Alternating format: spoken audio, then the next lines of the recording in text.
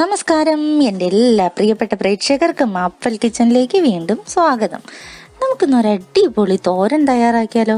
നല്ല ക്യാബേജും മുട്ടയും ഒക്കെ വെച്ചിട്ട് വളരെ ടേസ്റ്റി ആയിട്ട് വെറൈറ്റി ആയിട്ട് ഒരു തോരൻ റെഡിയാക്കാം. ക്യാബേജും മുട്ടയും വെച്ചുള്ള തോരൻ റെഡിയാക്കാനായിട്ട് ഞാനിവിടെ കുറച്ച് ക്യാബേജ് നന്നായിട്ട് തോരത്തിന് കറക്റ്റായിട്ട് കൊത്തി നുറുക്കി വെച്ചിട്ടുണ്ട്. ഒപ്പം തന്നെ അതിൻ്റെ കൂടെ ഒരു സവാളയും അതുപോലെ നുറുക്കി വെച്ചിട്ടുണ്ട്. ഇനി നമുക്കൊരു ചീനിച്ചട്ടി അടുപ്പത്തേക്ക് വെക്കാം. ചട്ടി ഒന്ന് ചൂടായി വരുമ്പോഴേക്കും നമുക്ക് കുറച്ച് വെളിച്ചെണ്ണ അതിനകത്തേക്ക് ആഡ് ചെയ്യാം.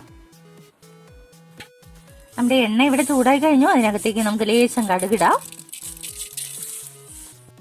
കടുകെല്ലാം പൊട്ടി റെഡിയായി കഴിയുന്ന ഈ ഒരു ടൈമിൽ കുറച്ച് കറിവേപ്പിലയും കൂടി ആഡ് ചെയ്ത് കൊടുക്കാം.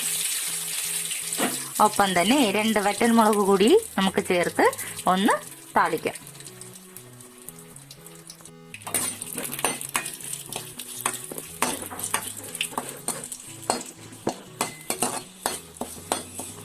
അങ്ങനെ നമ്മുടെ വറുവൽ ഇവിടെ പാകത്തിന് റെഡി ആയിരിക്കുന്ന ഈ ഒരു സമയം നമുക്ക് ക്യാബേജും സവാളയും ഇതിനുള്ളിലേക്ക് ആഡ് ചെയ്യാം.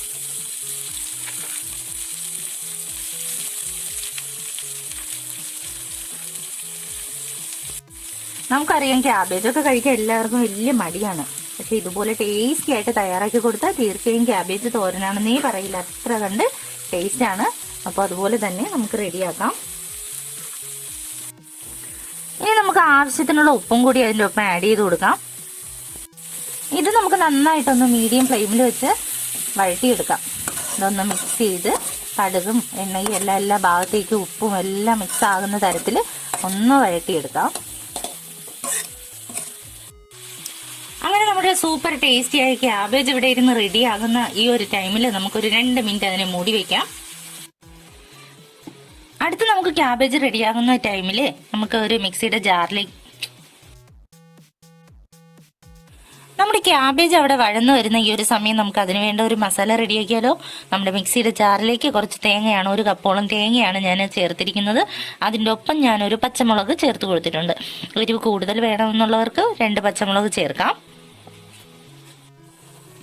നമുക്കിനി അതിനകത്തേക്ക് ഒരു 2-3 അല്ലി വെളുത്തുള്ളി ചേർത്ത് കൊടുക്കാം. ഒപ്പം തന്നെ കുറച്ച് ചെറുജീരകം കൂടി ആഡ് ചെയ്യാം. ഫൈനലായിട്ട് നമുക്ക് ഇച്ചിരി മഞ്ഞൾപ്പൊടിയും കൂടി ചേർത്ത് കൊടുക്കാം. മഞ്ഞൾപ്പൊടിയും ചേർത്ത് ഞാൻ ഈ ഒരു പാകത്തിന് ഇത് അരച്ചെടുത്ത് വെച്ചിട്ടുണ്ട്. അപ്പൊ ഇവിടെ നമ്മുടെ ക്യാബേജ് മൂടി വെച്ചിട്ട് ഏകദേശം 2 മിനിറ്റോളം ആയി കഴിഞ്ഞു. ഏകദേശം പാകത്തിനൊക്കെ വെന്ത് കിട്ടിയിട്ടുണ്ട്. നല്ല മണമെല്ലാം വരുന്നുണ്ട്.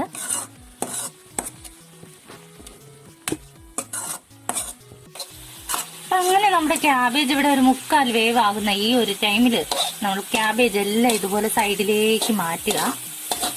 സെന്ററിൽ ഒരു പോർഷൻ ഇങ്ങനെ റെഡിയാക്കി എടുക്കുക. അതിനുശേഷം ഞാനിവിടെ ഒരു 2 മുട്ട ഇതിനകത്തേക്ക് പൊട്ടിച്ചൊഴിക്കാനായിട്ട് പോവാണ്.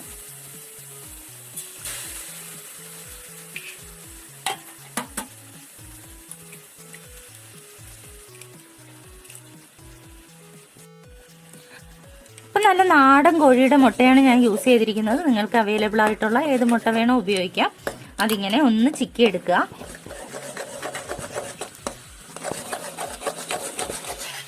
അതിനുശേഷം നമുക്ക് ക്യാബേജുമായിട്ട് ഇത് നന്നായിട്ട് മിക്സ് ചെയ്തെടുക്കാം. വളരെ ടേസ്റ്റിയാണ്. കുട്ടികളൊക്കെ ധാരാളം മേടിച്ച് കഴിക്കും. അത്ര ടേസ്റ്റിയായ ഒരു തോരനാണ്. തീർച്ചയായും ട്രൈ ചെയ്ത് നോക്കുക. അങ്ങനെ ഇത് നന്നായിട്ട് മിക്സ് ചെയ്യുക. ഒപ്പം തന്നെ എൻ്റെ ചാനൽ ആദ്യമായിട്ട് കാണുന്നവർ പ്ലീസ് ഒന്ന് സബ്സ്ക്രൈബ് ചെയ്ത് സപ്പോർട്ട് ചെയ്യുക. കൂടെ തന്നെ നിങ്ങൾ ആ ചെറിയ ബെൽ ബട്ടൺ അമർത്തി ഓൾ എനേബിൾ ചെയ്യാനായിട്ട് ആരും മറന്നു പോകരുത്. എങ്കിൽ മാത്രമേ ഇത്രയും സൂപ്പർ ഡ്യൂപ്പർ ആയിട്ടുള്ള റെസിപ്പീസ് നിങ്ങളുടെ കിച്ചണിലേക്ക് എത്തുകയുള്ളൂ. അപ്പോൾ നമ്മുടെ മുട്ടയിട്ട് നമ്മളിങ്ങനെ ഒന്ന് ചിക്കി എടുത്തതിന് ശേഷം ഈ മസാല നമ്മൾ നേരത്തെ തയ്യാറാക്കി വെച്ച മസാല ഇതിൻ്റെ ഉള്ളിലേക്ക് നമുക്ക് ആഡ് ചെയ്ത് കൊടുക്കാം.